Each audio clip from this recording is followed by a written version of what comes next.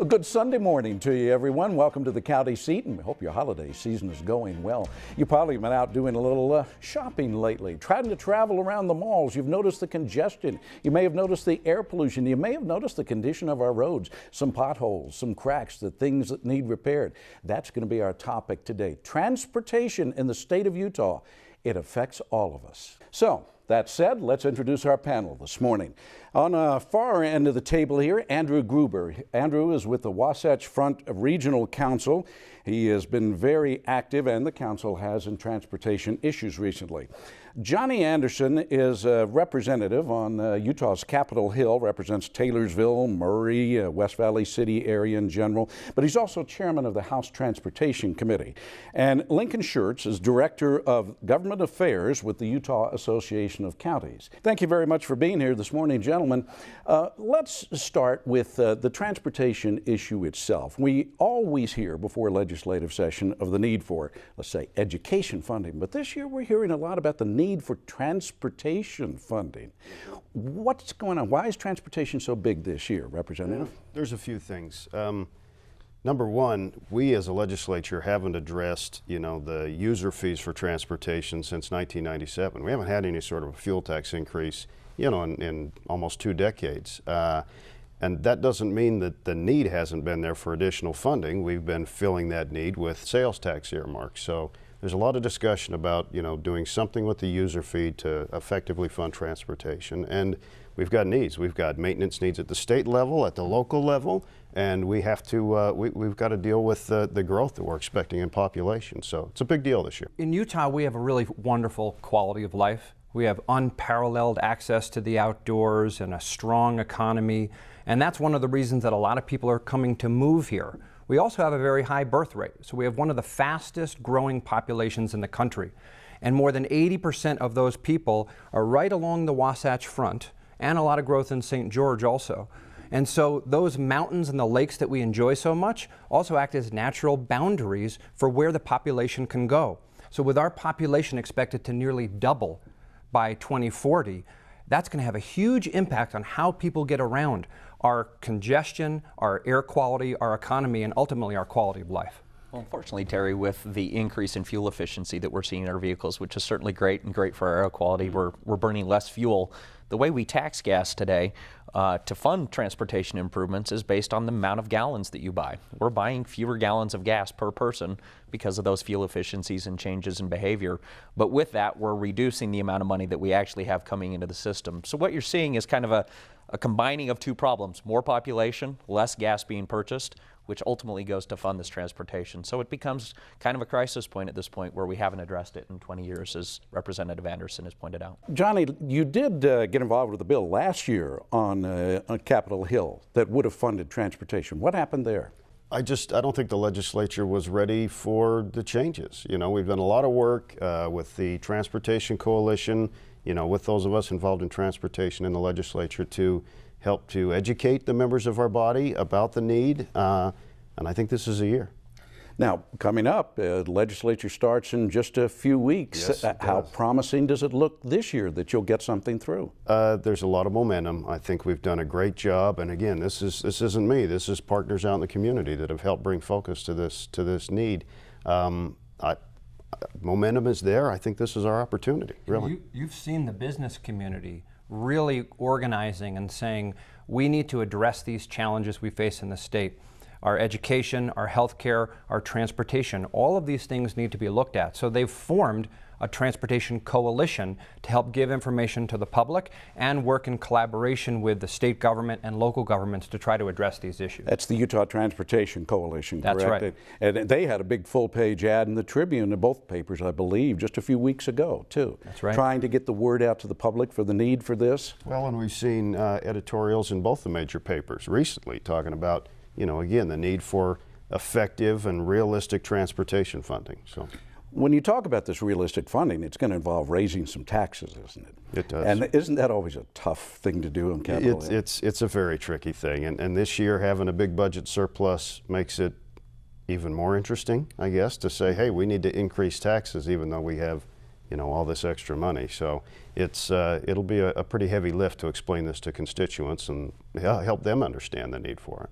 It is great, however, to have the business community for the first time in a long time come on and say, you're right. We do have needs, and we're here to help with the effort. And then one important factor will be where that money goes and what it does, and we'll talk about that in just a moment. There is a place where looking out means looking in, where an impression lasting only a few seconds will be imprinted on a life forever, where courage is forged and innocence rediscovered, where remembering is rewarding and forgetting unforgettable. There is a place where truth is felt and where seeing is believing. There is a place. Planning your next conference or corporate event?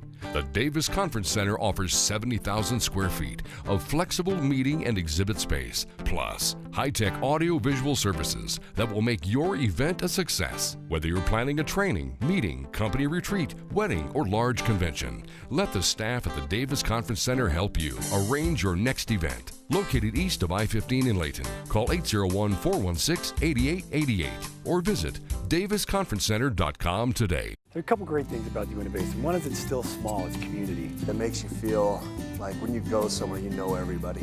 Where you know your neighbor, and your neighbor knows you, and you can trust each other. People look out for one another. I grew up in the Uinta Basin, and I think that it's a good place to raise a family. So we packed up our 3 kids, and here we came to Uinta County, and what a great place it was. It's not too big, it's not too small. And it has a lot to offer that you just don't get in the big city anymore. Rediscover your sense of adventure by attending the 17th Annual Bluff International Balloon Festival, January 16th through the 18th in Bluff, Utah.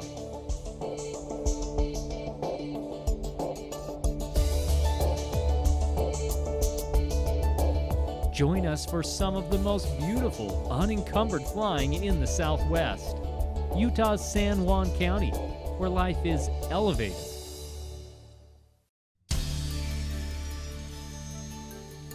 So welcome back, everyone. We've been talking about transportation needs here in the state of Utah and how we're going to change our direction as transportation, how we're going to fund our transportation needs, and what the future holds for us. Well, I'd like to ask you, gentlemen, what are the plans? Let's say we do manage to raise a gasoline tax or sales tax or give options. What are the plans to do with that money? Where's it go? Well, let me give a big picture look at what the future of transportation has in Utah. As we talked about, there's so much population growth that's coming that really what our residents in the urban areas along the Wasatch Front and even all around in the rural areas of the state are asking for is a good quality transportation system that's in good condition, that provides them choices and options for how to get around. So over the past number of years, all of the transportation agencies in the state of Utah have come together to develop one unified transportation plan for the future of the state of Utah. And this plan looks comprehensively out to 2040 and says, what are the needs that we have to address in providing capacity on the transportation system, our roads and our transit systems? And increasingly, people are asking for biking, active transportation, the ability to walk. So what are those needs?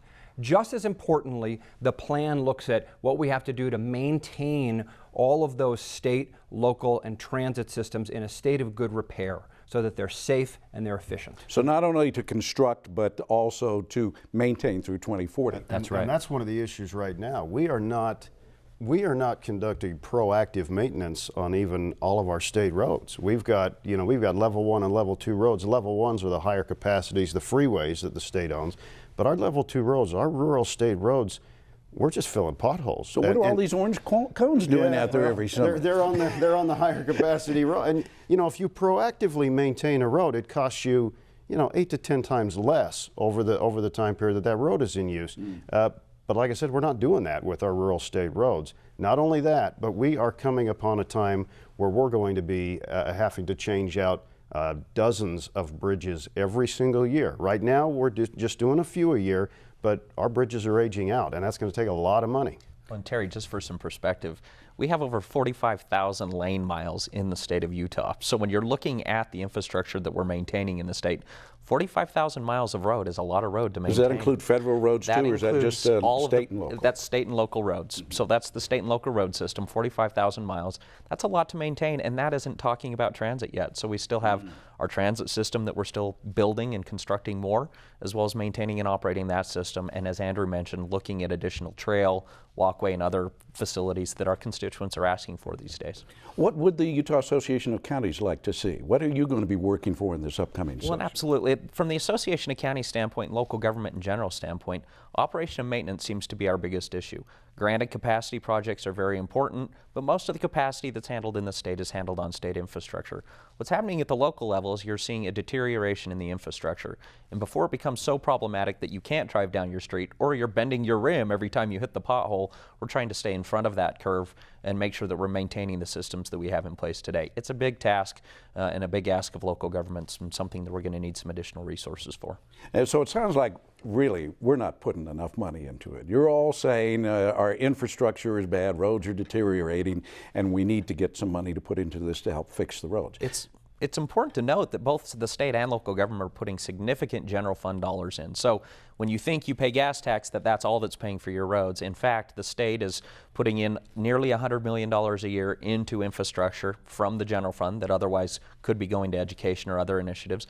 And local governments are matching it about 50%, meaning that 50 cents of every dollar spent on transportation is coming from their general fund, which is taking away from police and from the other amenities that you ask for in your community. So we're going to still have to make that effort. That's the big issue, is we still have to continue to make that sort of investment, and we need more, which is why we're having the conversation 20 years in advance. Well, yeah, and if you look at what current maintenance needs are, the maintenance needs that we're not funding, it's almost $200 million a year when you look at what local roads need, what state roads need, and what our future bridge replacement needs are going to be. And that doesn't even get us to where we're going in the future. That's right. That's one of the problems that we're confronting right now, is the current source of paying for transportation, the gas tax, is antiquated.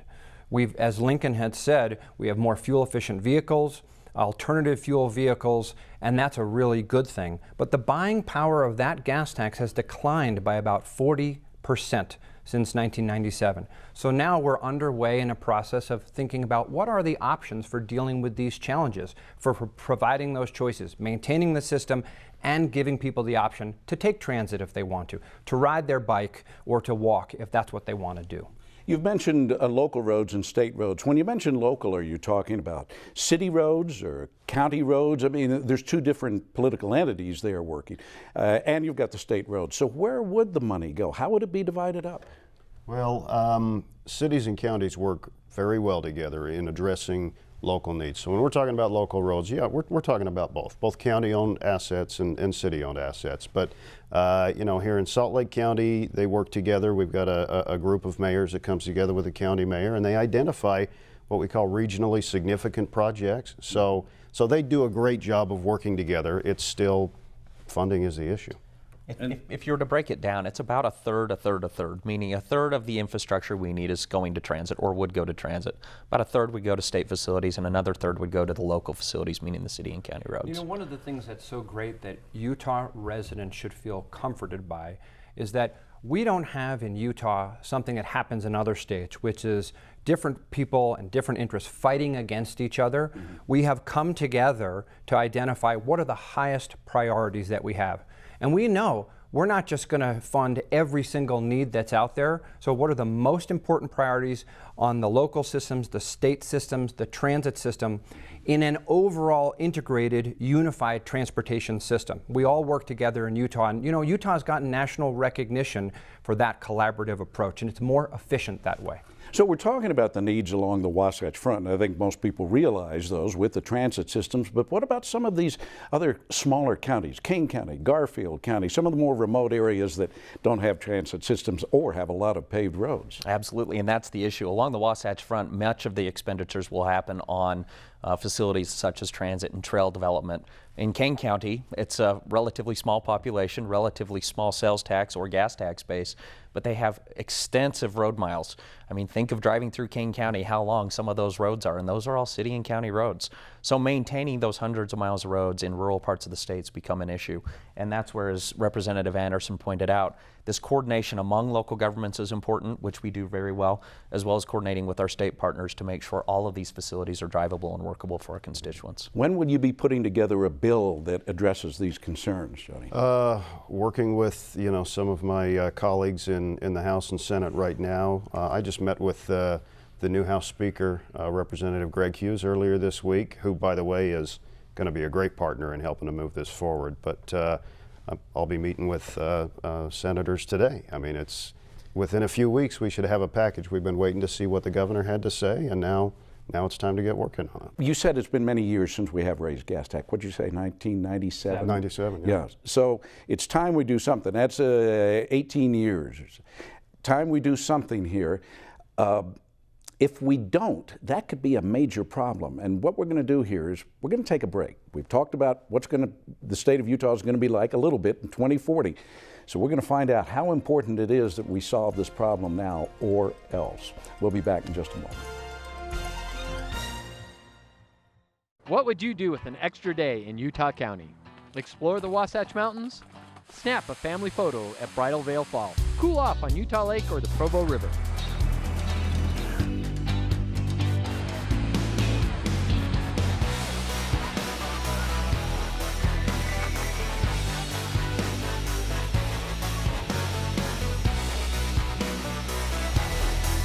No matter what you're searching for, you can find it in Utah Valley. Bring everyone together. Why is it that environmental protection and economic development are often placed at odds with each other? In Duchesne County, they have both. Here, modern industry and resource development go hand in hand with some of the most pristine wilderness in the western United States. A strong economy balanced with a lifestyle of exploration and discovery. But don't take my word for it. Go visit them. Duchesne County, close enough for business, far enough to get away. You go through the day-to-day repeating what you did yesterday. Don't you wish you could access that piece of your life that's missing? Find the beauty, serenity, family fun, or anything else that's missing from your life in the Cedar City Bryan Head area. Gain access to your adventure, whether it's camping, hiking, the arts, festivals, or just a getaway. Visit cedarcityayl.com for details on all the adventures that you can access in scenic southern Utah.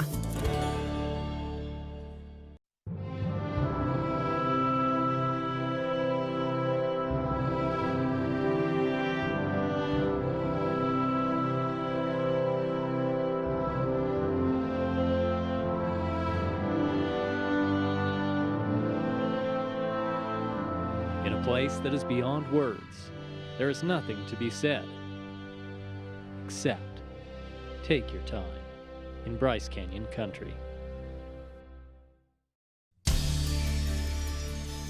We've been talking about the need to fund transportation systems here in Utah, not only for the present day, but for the future too. And as we mentioned a little bit earlier in the program, the population of Utah is expected to double somewhere between 2040 and 2050.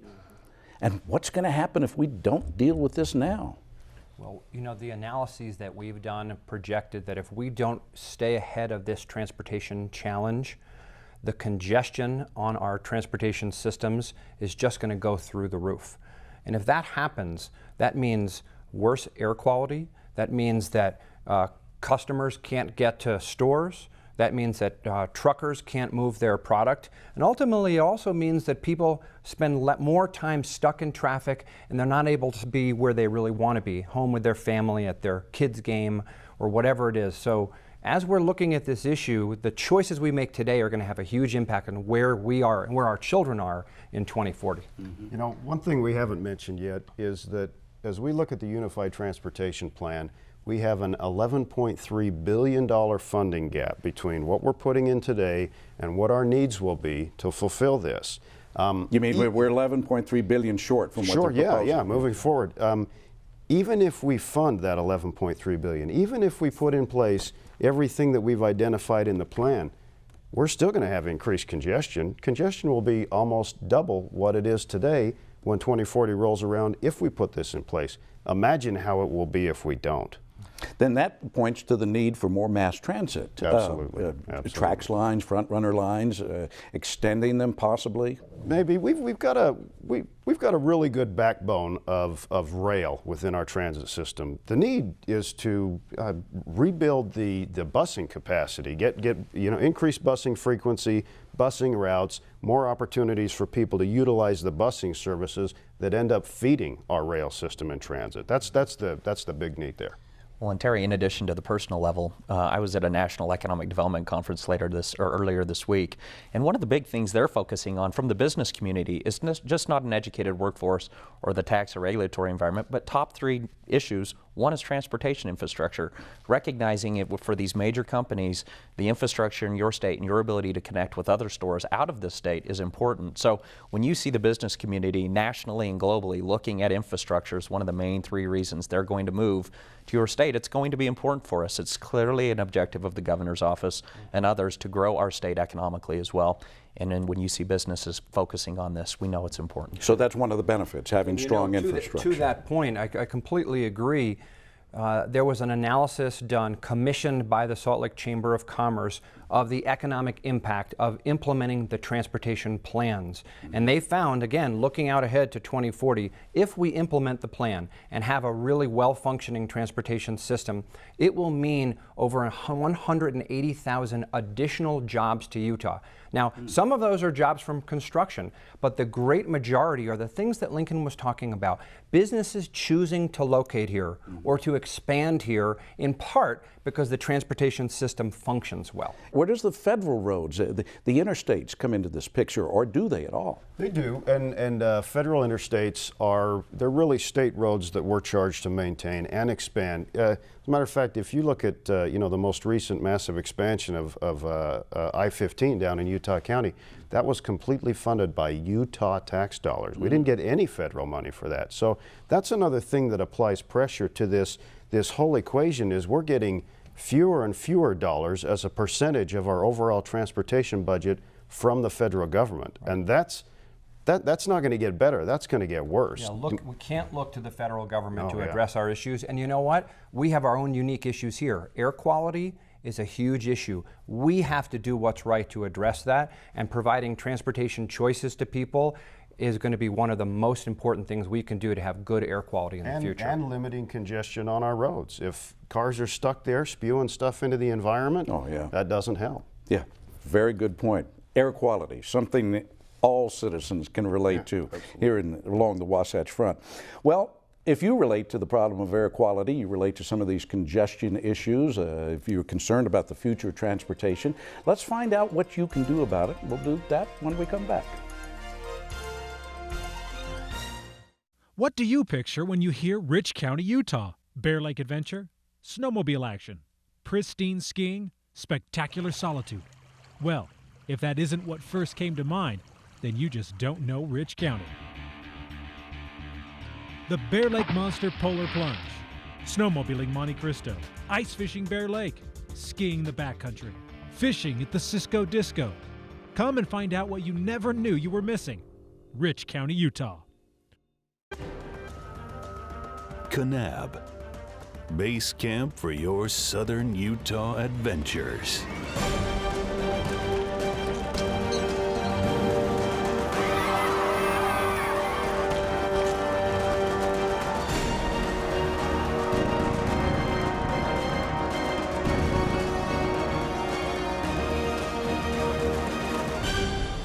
You belong in Kanab. You often hear people say, think outside the box. Well, maybe it's time for you to take a moment and look inside the box.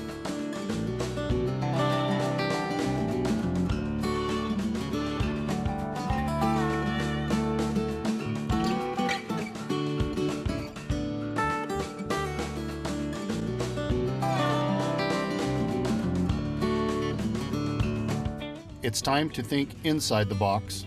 Box Elder County.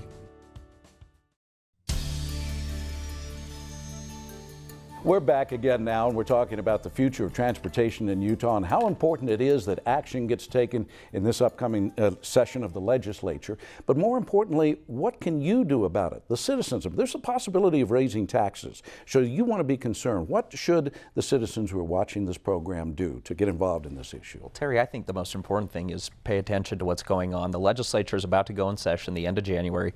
Make sure that they understand what they're looking at in terms of budget priorities. There's a lot of competing interest, and the legislature does a great job of trying to weigh out the different interests. How much do we put into education? How much do we put into corrections and police? And how much do we put into roads? Those are all things that will be debated this session. I think it's important for citizens to get involved in that discussion. Your legislators most send out contact information about what your priorities are. Make sure you fill those out, get back to your legislator. And I would certainly encourage you to visit our website that we've put up, which is the Utah Transportation Coalition. There you can find resource information about this issue, as well as ways to contact your legislator, let them know what your issues are. So that would be an important place where you can go for the one-stop shop for information as it relates to the transportation. Tells you exactly how to go about it. Absolutely. And many people feel that their legislator, all of y'all up on Capitol Hill are just doing your own business, not paying any attention to the public. Is that true? No. As a matter of fact, the most important voice I can hear as a member of the legislature is from one of my constituents. If you feel strongly about this issue, and I hope that you do, if you're paying attention to what we're talking about, the need is there, please make a personal contact to your state senator, to your state representative, and let them know this is important. It's important that we have a good system. It's important that we maintain that good system and that we are addressing the needs in the future. They've got to know that you believe in that. It gives them courage to go vote the way they should. You read your emails and you take the calls, absolutely. And it can make a difference. Absolutely. And what would you recommend? Well, you know, I'll just say that I'm optimistic about the future of Utah. And if the citizens of the state do what Lincoln and Representative Anderson are suggesting, make their voices heard, we can address these challenges that we have. We've done it in the past. We have overcome, and our history says this, we have overcome huge challenges to build the wonderful economy and place that we live in right now. And we're faced with challenges. Transportation is one of them, education, healthcare, air quality. But we can address these. But it's not just going to happen from a few group of people, a small group of people working on it. Everybody has to lend their voice, and we've heard some ways to do that. If we do that, we can tackle these issues in a way that has a bright future for the state of Utah. And an analogy just came to me. This long-range planning we're looking at now. If people will remember, Brigham Young actually planned wide streets 150 years ago so a buggy, a team of horses could turn around in them. Now we appreciate those wide streets. We've got about 30 seconds left. If you want to leave the viewers today with one thought, what would it be? We'll start with you. Well, I would just echo what I said. We can have a great quality of life in Utah if everybody's engaged and working on these issues together. Johnny? Yeah, absolutely. Contact your member of the House, your member of the Senate. Let them know that this is important. But Andrew's right. You know, we're the best managed state in the nation. We can do this. This is our year to get it done. Let's all rally together and wrap it up. And Lincoln? That's where I'd be as well. I think this is the year to do it. So let's all make sure we're engaged. And you've got the website on the Utah Association. Utah Transportation Coalition. That's right. Good. Thank you, gentlemen. It's been very interesting. We'll have to continue this at another show, especially how we pay for it. And by the way, we will be talking about how to pay for all these transportation issues in a future segment of the county seat. Thank you for joining us today, and Merry Christmas, gentlemen. Merry Christmas to you. Happy Hanukkah. Thank you.